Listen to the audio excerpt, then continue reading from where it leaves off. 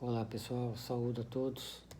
Já 2 semanas de isolamento social por conta do Covid-19, muita confusão no governo central, nosso presidente batendo de frente com as normas sanitárias baixadas pelo Ministério da Saúde, mas o fato é que nós, na verdade, parece que estamos vencendo, conseguindo.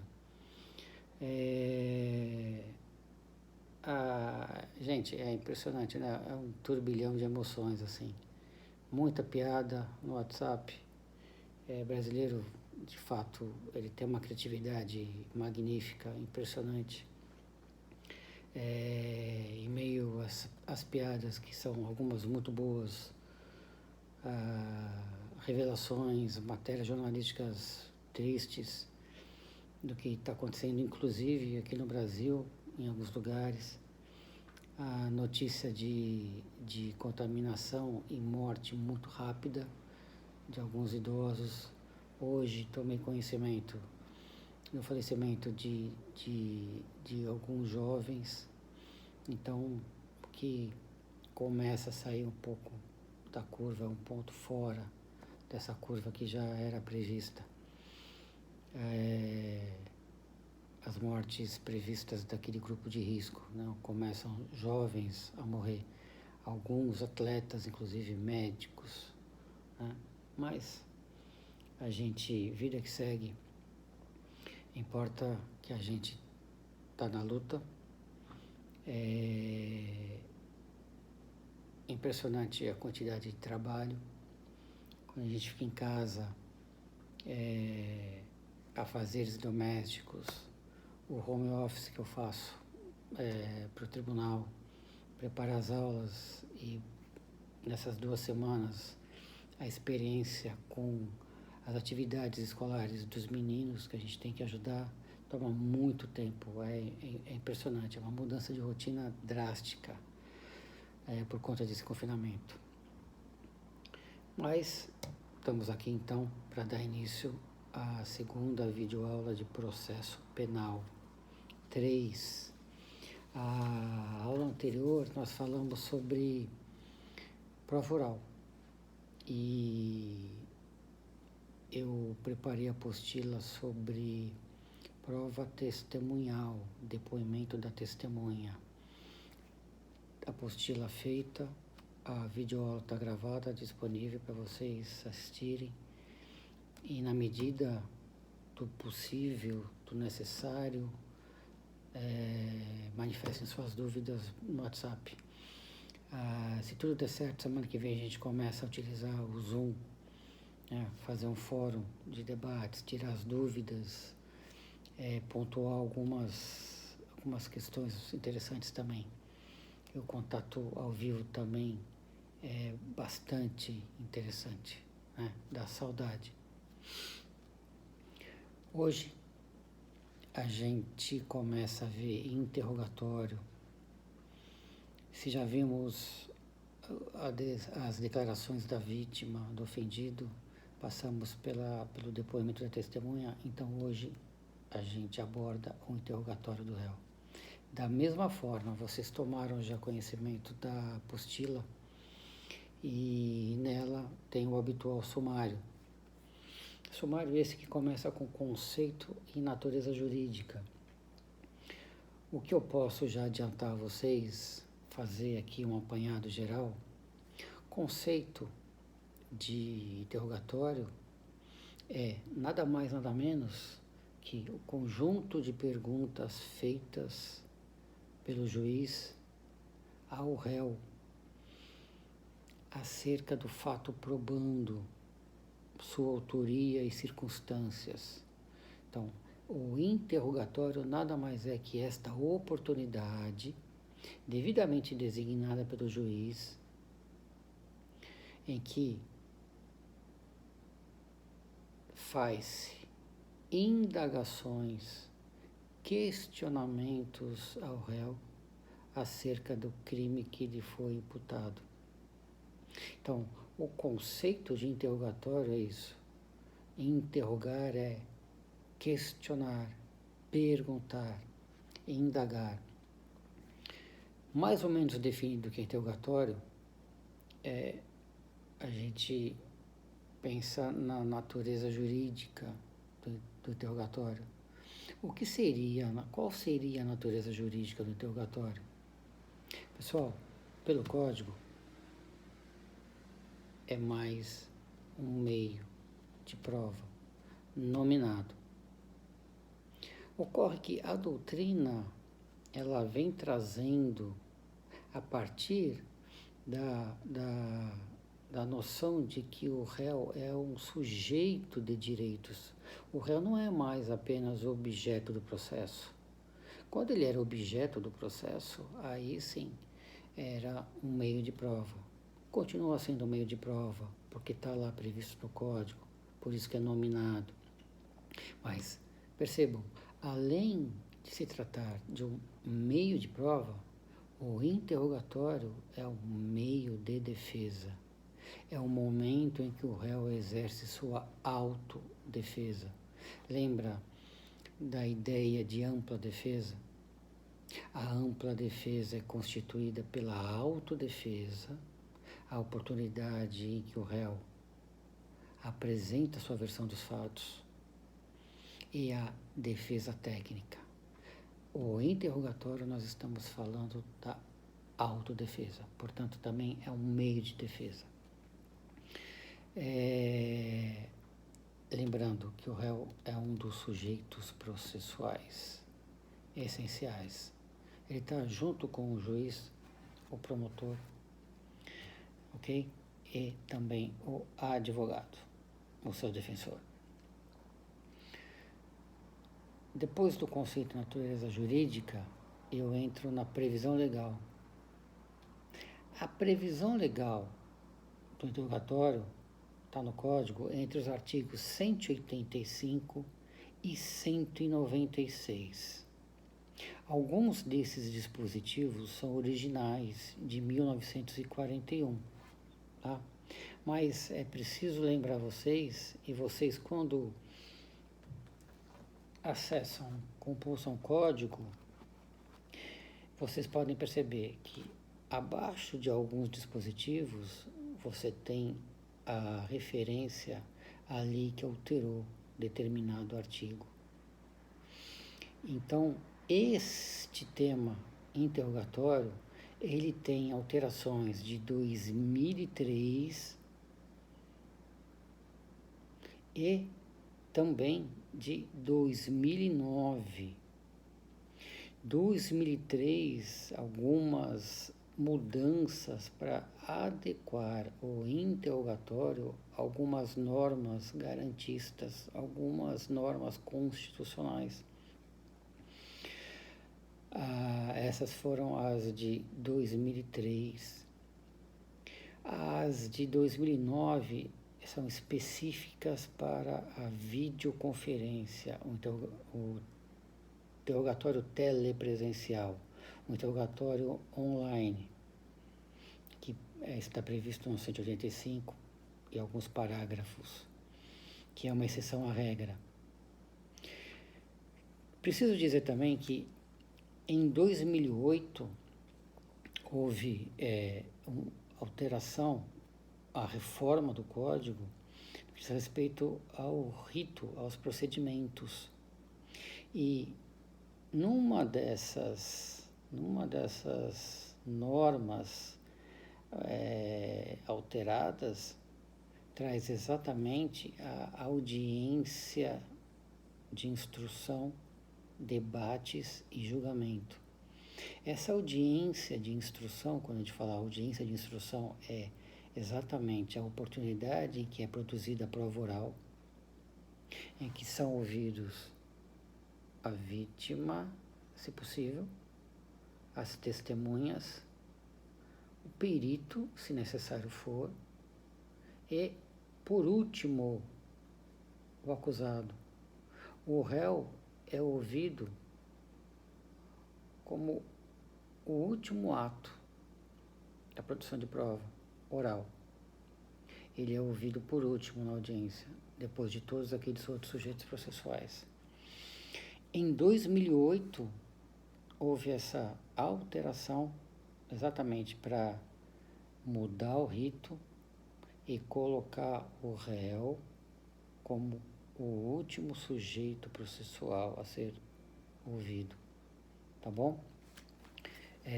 Isso vai ter implicações mais para frente que a gente vai abordar. O momento do interrogatório, local, etc. O terceiro item, a gente traz aqui algumas características do interrogatório. A primeira característica é que ele é personalíssimo. Ora, apenas e tão somente o réu é que será interrogado, é submetido ao interrogatório. É ele que tem que apresentar a sua autodefesa. Nunca por interposta pessoa. Nunca por alguém por procuração. Tá bom? Neste item, eu levanto já uma questão. E a pessoa jurídica? E a empresa? Por exemplo, no caso de crime ambiental. Quem é interrogado? Nesse caso, o interrogado será uma pessoa física, um dos seus diretores. Nesse caso, tem aplicação subsidiária o artigo 75 do CPC. Depois vocês deem uma procurada. Nos incisos do 75, traz exatamente os diretores da pessoa jurídica, ou exatamente aquelas pessoas que o contrato social designar. Além de personalíssimo interrogatório, ele é público. Incide aí o princípio da publicidade, ou seja, o interrogatório ele é aberto, qualquer um pode assistir, é um ato processual, é audiência, tá bom? Público, incide o princípio da publicidade, mas vocês sabem que existem algumas exceções. Nós já estudamos. É possível que haja em alguns processos o sigilo de justiça, tá bom? Segredo de justiça, para preservar a intimidade da vítima, por exemplo, por interesse público, para não atrapalhar os trabalhos. E por último, em alguns casos mais raros, para preservar a privacidade do próprio acusado. Por exemplo, se existe neste processo a quebra de sigilo fiscal, bancário. A partir dessa quebra do sigilo, como há informações ali que só cabe a ele, só diz respeito a ele, então não é possível abrir a todos. Então, é personalíssimo, é público, em regra, tá? Mas existe a possibilidade do sigilo, do segredo de justiça. Mais uma característica é a oralidade. O interrogatório é feito oralmente. Tá? Juiz, acusado, tete a tete, e o juiz faz as perguntas pertinentes, tá? E o réu se manifesta. Acontece que, embora o código preveja que seja oral, o interrogatório ele pode ser feito por escrito, numa possibilidade que é a exceção, que é surdo-mudo. Se o réu for surdo-mudo, ele não consegue se manifestar, mudo, ele responde por escrito. Se ele for ainda surdo, o juiz faz as questões, as indagações também por escrito. Tá bom? Então, via de mão dupla. O juiz faz as indagações, as perguntas e o réu responde. Se for surdo-mudo, as perguntas serão por escrito e as respostas também por escrito. Tá bom? Aí eu pergunto para vocês, e se o réu for analfabeto? Aí é preciso que haja um auxiliar, um intérprete, para tentar comunicação por Libras, linguagem brasileira de sinais, pelo gestual. Aí seria possível essa comunicação pelo intérprete. Aí você pode ir mais além, você pode imaginar, se ele for analfabeto e se ele não tem conhecimento da linguagem brasileira de sinais, ele fica incomunicável.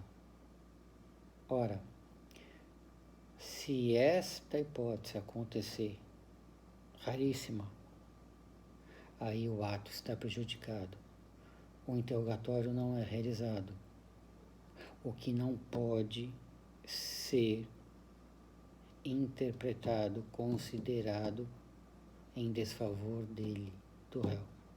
Tá? Outras provas devem ser produzidas. Tá bom? Muito bem. Personalíssimo, público, oral e individual. O interrogatório é feito de forma individualizada. Por exemplo, se houver 2 réus, é preciso que eles sejam ouvidos separadamente, tá? Para evitar o quê? A influência de um sobre o outro, constrangimentos. Por exemplo, você pode ter um réu que queira confessar e delatar o outro. Então, quando esse estiver sendo interrogado, o outro sairá da sala, para que esse tenha tranquilidade para poder falar tudo que sabe e tudo que pretende. Outra coisa importante, é relevante que os réus, eles não escutem o que o outro disse, porque na medida em que o juiz fará a inquirição, o interrogatório deles separadamente, o juiz pode perceber na versão de cada um deles alguma contradição. Agora, se eles estiverem na mesma sala, o primeiro réu é ouvido, o segundo réu que não foi ouvido, ele permanece ali, ele está ouvindo tudo o que o primeiro disse. Quando ele for interrogado, o segundo, basta que ele repita, reproduza o que o primeiro disse. Então, tira o segundo da sala, ouve o primeiro, e aí depois ouve o segundo. Precisa tirar o primeiro da sala? É bom tirar, para que este segundo possa, com tranquilidade, sem nenhum temor, constrangimento, poder falar tudo que sabe e, se tiver interesse, vontade, confessar e até delatar o réu. Tá bom? Se não houver interesse deste segundo réu que o outro saia da sala, seja retirado, ele pode ficar. Tá? Mas percebam que nesse momento a perspicácia do juiz é muito importante, tá? Para tentar perceber na versão de cada um alguma discrepância, alguma contradição, o que leva, né, consequentemente, ao descrédito dessa versão defensiva. Ora, por que eles estão divergindo, apresentando contradições sobre um mesmo fato? Então é porque estão mentindo, porque eles não estão exatamente dizendo a verdade. Tá bom? Individual, oral, público e personalíssimo. O interrogatório é judicial, tá bom?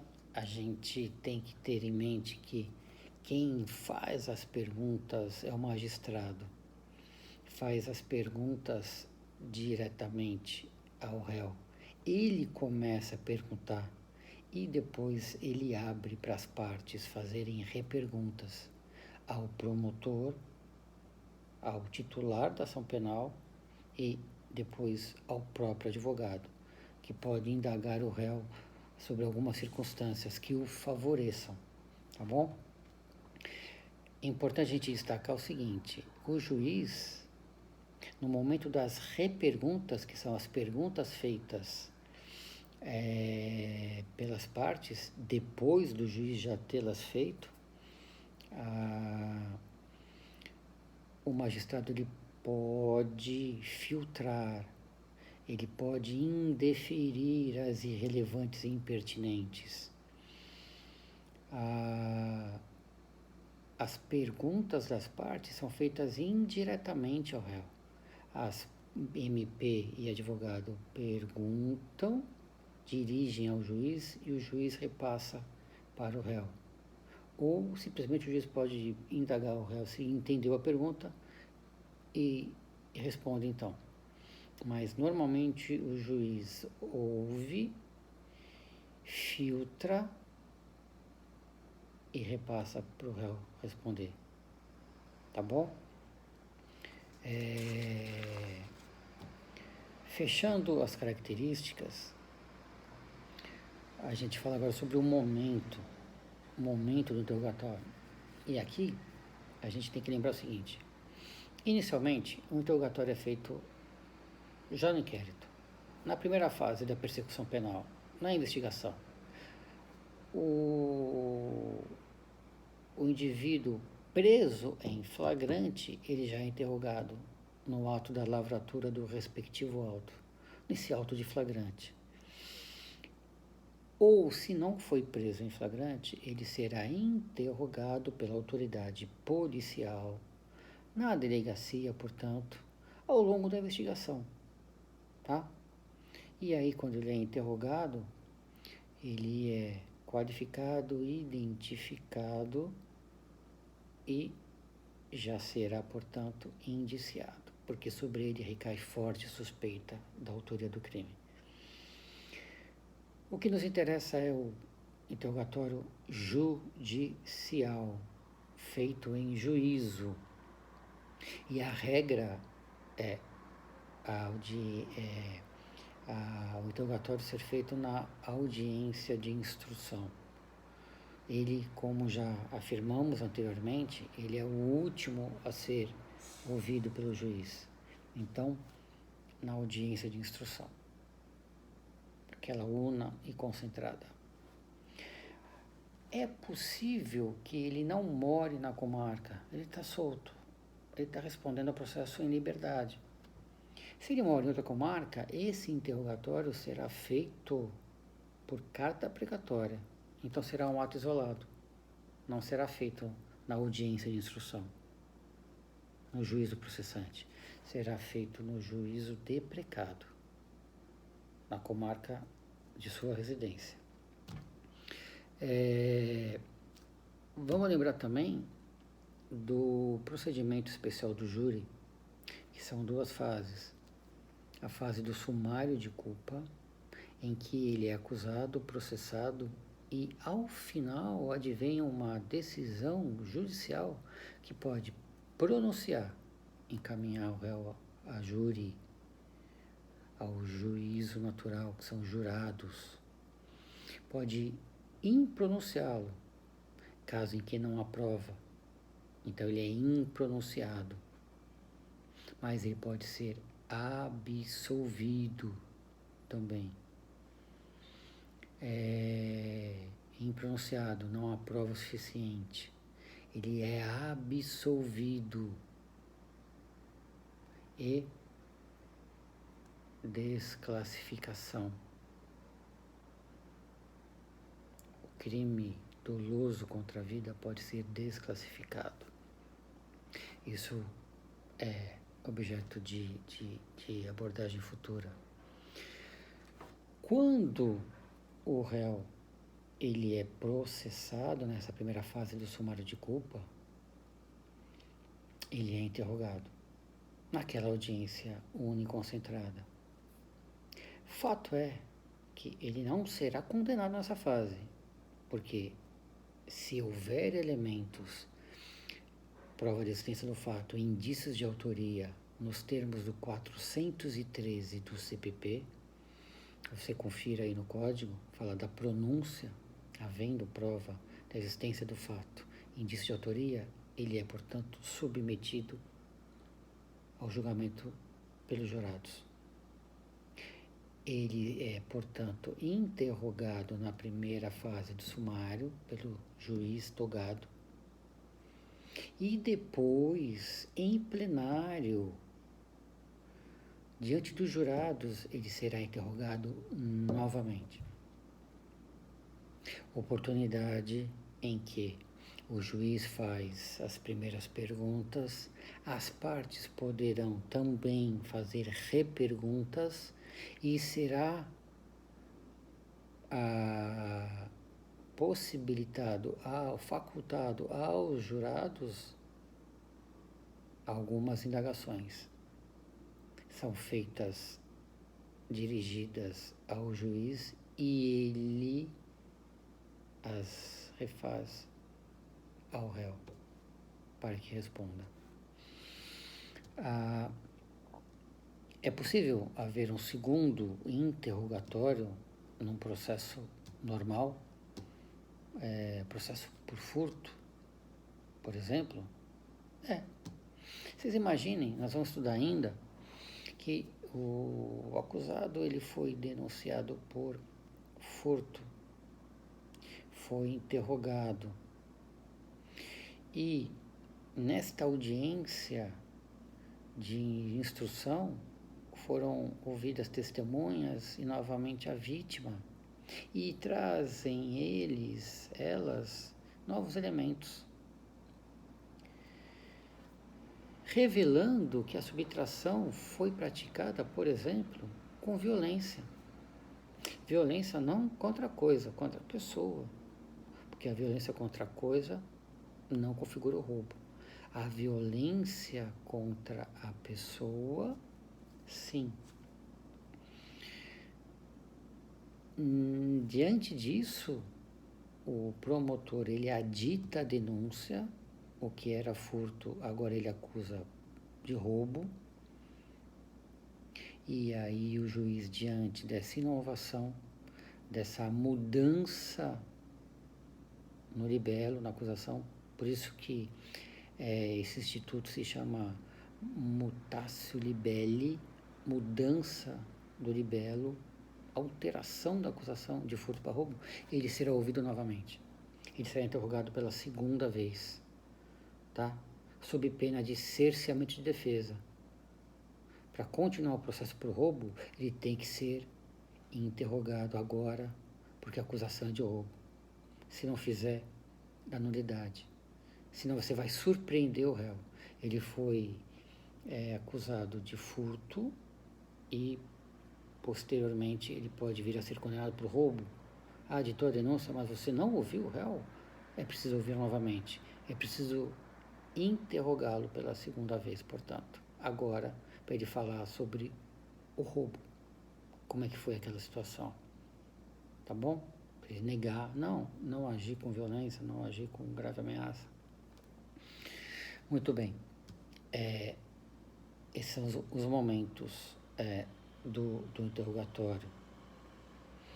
É possível o juiz reinterrogar novamente? É possível ele determinar um novo interrogatório para esclarecer alguma dúvida, seja de ofício, seja a pedido das partes. Tá bom?